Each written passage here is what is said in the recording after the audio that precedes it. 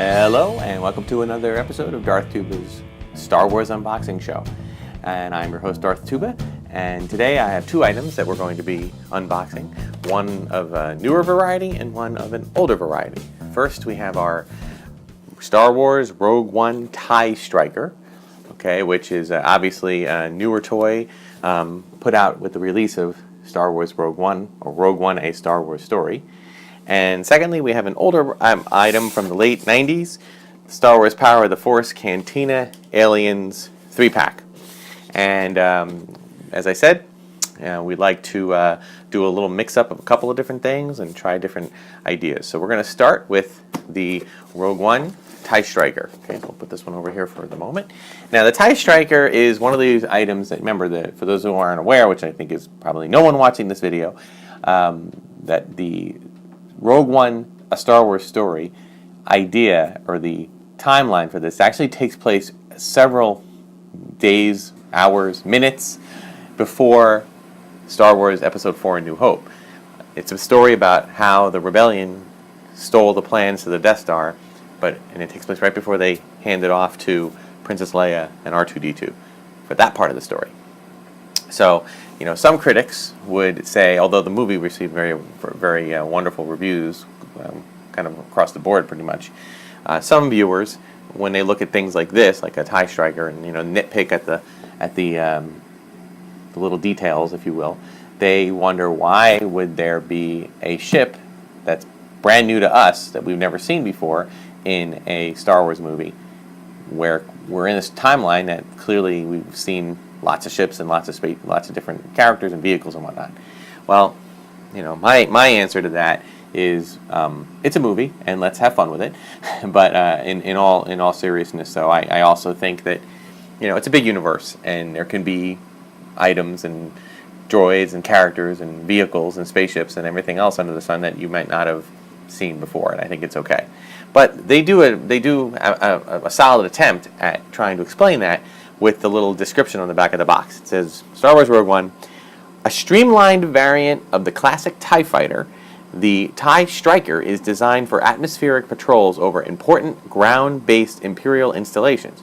The TIE Striker's versatile design also allows it to soar in space, where it can accompany traditional TIE Fighters in chasing down enemy starships. So that first part about it was designed for atmospheric patrols over important ground-based Imperial installations does kind of retcon, as they say, why we might not have seen it prior to now. In the original trilogy, there were very few things happening where there would have been a ground-based Imperial installation. The only one I can think of really is Endor, and there was an indigenous population there, and you could argue all sorts of things that they didn't want to have as much things in the air, whatever the reasons may be. But what the heck? It's a toy. It was a really cool toy. They used the ship effectively at the end of Rogue One, which I thought was nice. Sometimes they get these toys that come out months before the movie, and then you go to see the movie, and the toy is not even there. The character, the vehicle, what have you, is not even there, which is not so good. Now, I will confess, I did already open this, and then my battery died on my camera, so we're kind of redoing it now. But I really didn't get very far. I got to about this point, about here. And again, love the box. I love the box art. This will be one that I keep. I'll break it down and hold on to it just because I do like a lot of the box art. And it comes in its typical instruction packet, information about that Star Wars effects app, or studio effects app. Every toy, every figure seems to come with that now. It's pretty cool. I played with it. I played with the app. It's a lot of fun. Though any aspiring filmmakers would probably love to fashion whole stories around it, because there's some pretty cool things that you can do. All right, so the instructions are pretty straight out. There's not too much to it. Happy to report, I'm not a big fan of labels, or like stickers, mostly because it involves a lot of times there being you need to have nimble fingers, and my fingers aren't nimble, so it makes it challenging to try to put labels on. But this does seem to come with it looks like they took a TIE interceptor and sliced it in half, which I think is cool, because any kind of variation on a familiar theme is always a cool thing. So I also appreciate the lack of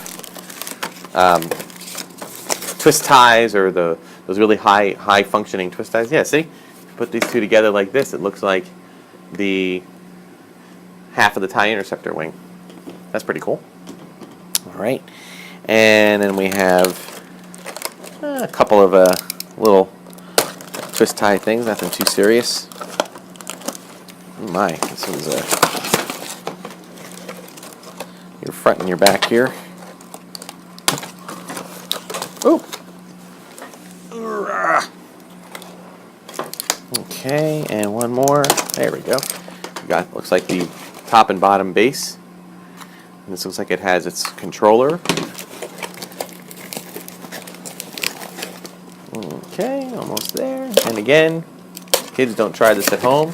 I'm a professional unboxer. I guess I can say that. It's not like there's a huge going rate for unboxers out there, but I am one and I do it a lot, so there we go. Ah, yes, and plenty of trash. Okay, drop that down there. Then, of course, we have our figure. Pretty much a standard TIE with his little weapon. That's good. This one doesn't come with a holster, so I had to kind of put it in there. All right, and then we've got... All right, so we take our... I did another nice thing that they do, which I really like, is that they... easy to open and close. And they also make them pretty easy to put together. Like, they set it up so that you can't go backwards, you know. Some of the time, some of those toys, you know, they weren't reversible. They were supposed to go one way, and you could attach things the other way, and then you kind of be in trouble. So there you go. You got your basic thing. Kind of looks a little like a TIE bomber. If you those remember, you know, the TIE bomber where there was actually two of these. I think George Lucas called it a double chili dog or something like that. And then you put it in like that. But let's see. And now, looks like the bombs and missiles and whatnot go underneath. So,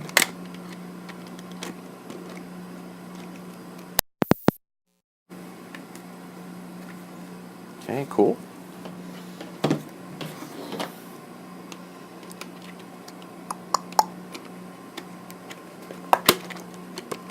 Almost there.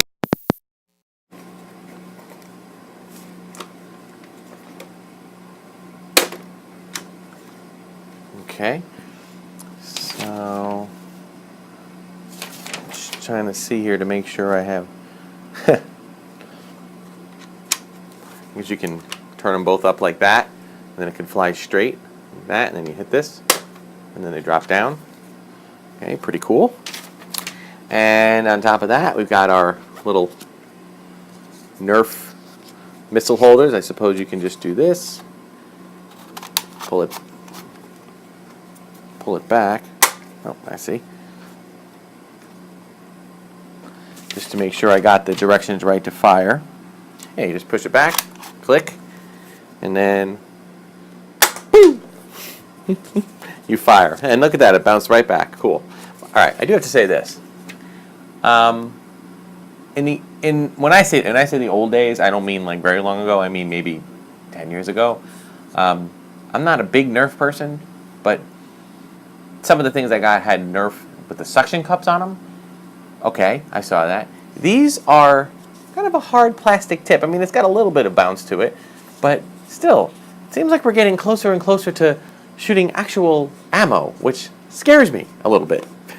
So anyway, that's just a point of fact. Although I have to say, I do like this, the idea of combining the Nerf technology with the missile launching toy technology, because A, these are a lot harder to lose, or a lot easier to hold on to, a lot harder to lose. Yeah, that's right. And two, or B, or whatnot, it does help, keep kids from choking on the stuff, which is, I was a child of the old the infamous Battlestar Galactica toys that had little tiny firing missiles that, of course, launched, and apparently urban legend has it that young children choked on them, perhaps even died choking on them, and therefore we didn't get our Boba Fett, rocket firing Boba Fett mail-in like we hoped, but what are you going to do? But this is the TIE Striker. Okay, it sits right there, and you can land. It kind of balances nicely. It has a cockpit you can open up, and it's funny. Like this one has another. This one, I guess the mechanism for launching is taking up on the inside, but that seems like to take up a lot of room. So I'm not sure about that. But anyway, I'm gonna put this guy in here. All right, and that's his home, and there you go, TIE Striker. Okay, really cool. All right, good. Now, that brings us to our second and final one for the day. Okay, this is the Cantina Aliens pack. It came out in 1998. Hasbro released it, so this is before the actual Episode 1, Phantom Menace. And for those youngins out there that remembered the excitement of The Force Awakens coming out, where it was the anticipation for that movie seemed to be unreal. I can tell you, as someone who was around a lot, about 10, 11, 12, 13, 14, 15, about 15 or so years before that, 16 years, when Episode 1 came out, that was a 16-year gap. Not a 10-year gap, 16-year gap. So think about that for a minute, and think about what kind of anticipation might have you been expecting at that point. A lot of people talk about the prequels. They talk about how the prequels were inferior to the original, and I get that. I get why people feel that way. I don't agree with that assessment. I kind of like the prequels. I still watch them. There are moments I don't like, but there are moments of the original trilogy I don't like. So I kind of have a level enough head to say that there are great things about all the Star Wars movies. This was cool, though, because what they did is on the back, they actually would have this kind of cantina. They would do these things with this series of cards. This came out a year before the movie Episode 1, The Phantom Menace, came out. And they did this really cool thing where they would show pictures of something from the original Star Wars trilogy, and then they would show an image from the new one, an image from the prequel. And remember, back then, the internet was still young. So there wasn't a lot of areas where people could share this information. It was starting to get its legs, and then really starting to come together. And to get even an image, even a small set piece image of something from the new movie was really exciting for us fans. So anyway, so this comes with, it's from the Power of the Force line, and this is actually the Power of the Force 2 line, which came out in the 90s, and it includes 3 figures. Okay, it includes Labria, Nabrun Leeds, and Takil. And this is the old get off my lawn old guy in me saying, I miss when they just had the names like Walrus Man and Hammerhead and Snaggletooth, and just kind of you took what they look like and you named them like that. But I get, for the purposes of story, that they have to give them names. It's just hard for me to always remember those names. But this is a 3-pack, and like some of the ones I've done earlier, it has a little backdrop, it has a little base. I'm probably just going to open it up and leave it on the base. Okay.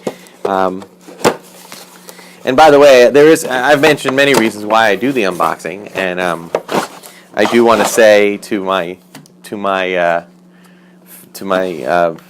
I don't know what they're not really my friends. I guess they're my friends that I've never met. Sarah and Richard Bolowski of Skywalking Through Neverland podcast. You guys are a great inspiration for me, and I just love the positive message that you put out there for regarding your Star Wars and Disney fandom. And I want to do something like that, but tie it more to Star Wars unboxing. But I do have to say my apologies to Richard, because I know he's probably, if he's watching any of these, I know he's cringing every time I open up a box. I apologize. I certainly am not doing that to make anybody cringe. But I will tell you that these boxes, a lot of them, it's been in my basement. A lot of them are damaged. A lot of them have moisture damage. I had a flood here a few years ago, and there's just a lot of moisture down here that I'm working to clean up. But in the meantime, a lot of the stuff that's been down here needs to kind of be aired out. Plus, you can see, not in the case of this, but some of my figures, there's been a lot of yellowing of things, so I'm trying to figure out different ways to display. So, here we have 3 separate figures, okay? And you can look at them and you'll see that, it's kind of cool to have, in this case, I kind of like the little diorama setup here. I mean, some figures I'll take out of their diorama packages and just display them separately. But these I kind of like. I like the base that it comes on, and I like the the figures, and I like just being able to get away from getting them behind the plastic. The little screen there. You can position them differently if you want. You can keep them just like this if you want. Maybe someday I'll take them out of here and do something different with it. But it's a nice little Cantina Alien moment. It's got a cool little backdrop. All right, and now honestly, with the exception of I believe Labria is this guy over here. With the exception of him, I don't remember seeing these other two in the movie at all. These are more blink and you miss them characters, which is cool. I mean, it's amazing to think that there's a movie out there that you literally can look at every frame of that movie, and they've probably made a figure of that character, and I think it's kind of fun and kind of cool. So that will do it for this week's edition of the Darthtuba Star Wars unboxing show, and I hope you enjoyed it. I have many, many more things coming down the pike, all different types of things. I should let you know that I'm planning on I'm starting to think about the possibility of doing a live feed. I might wait until I get a few more subscribers before something like that happens. If it does happen, right now it'll either happen on Twitter Live or on Periscope. I'm thinking about starting a Facebook page separately just for Darthtuba and see if people follow that. But we'll see. We'll play around with different ideas. As I said, this is not my full-time gig, so I have other things I have to contend with first. But if there's time, I'll look into that. And of course, other things I'm looking at is I mentioned Skywalking Through Neverland. One of the things I love about that show is that that podcasting show is that they talk a lot about Star Wars and Disney. I'm also a very big Disney fan. I don't collect Disney other than Disney Star Wars related items, but there will be a possible show where when we make a trip down to Disney at some point, we might do a live or a pre-recorded kind of walk through some of the Disney merchandise, and I'll look into some different items and some kind of give you a walkthrough. We'll see how that works. I don't know. Sometimes the Disney people can get weird with that, so we'll see what happens. But in any case, thank you for watching. If you like what you saw, again, you can subscribe on my YouTube channel, Darthtuba, 2 words. You can follow me on Twitter at Darthtuba, and you can email me at darthtuba77@gmail.com. So once again, thank you so much. Have a wonderful day, and may the Force be with you.